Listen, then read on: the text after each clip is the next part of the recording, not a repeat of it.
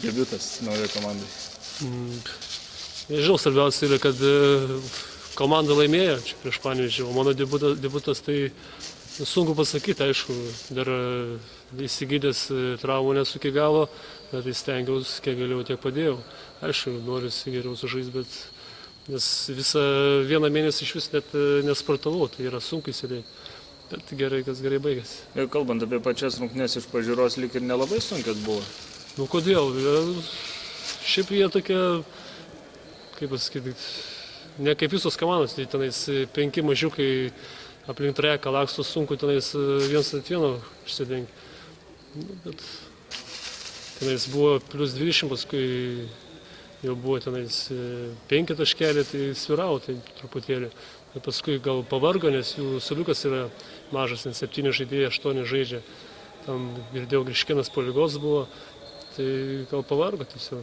O mes tiek savo aikštėje žaidžiam savo sirgalio akivaizdu, tai lengviau biškį truputėlį yra.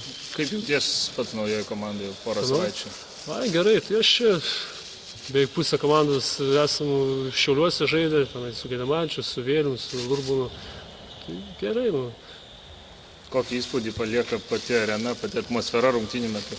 Bet tai arena, tai Utena pasistatė, tai super.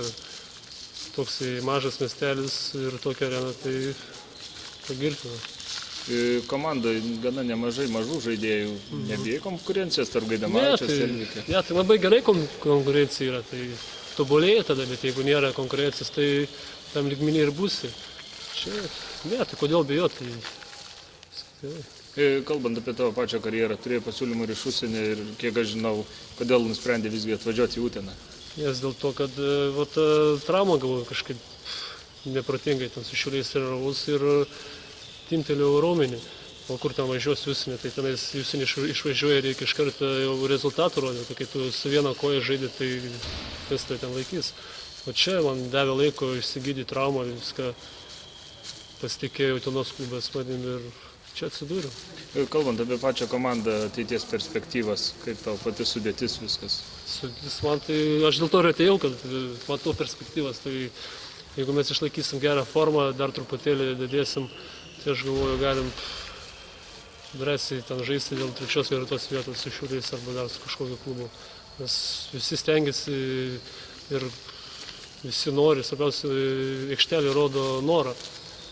Tai tas yra svarbiausia, išsaigimas yra. Manau, kad viskas bus gerai. Dar truputėlį patobulėsim. Kaip paties savijauta po traumos sužaidė kelias minutės, neskauda nieko?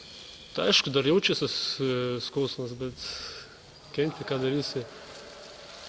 O kaip nuo gripo saugoti sekas? Ai, nu, kol kas viskas gerai yra. Nežinau, kažkaip apie tai daug negalvoju. Apsirengi šilčiau, kažką. Kol kas nepuola, gerai yra.